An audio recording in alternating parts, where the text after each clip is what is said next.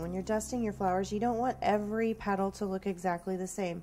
So maybe some will have a much brighter red edge than others. Maybe some will be lighter in color. You know, maybe some will have a strip of red that goes down the center.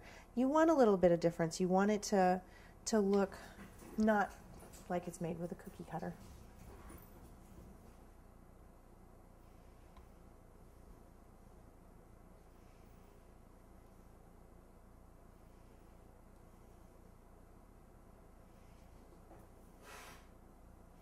You want to make sure you're running that ball tool right along that edge. 1/2 on your petal, 1/2 on your foam.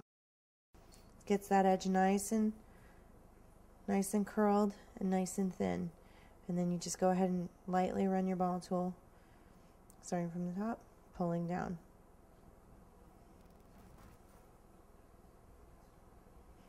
Okay, falls out. Just go ahead and stick it on back in there. Now, you may not want to put paper between each petal. You might want some overlap. It really comes down to what you are looking for as an artist aesthetically.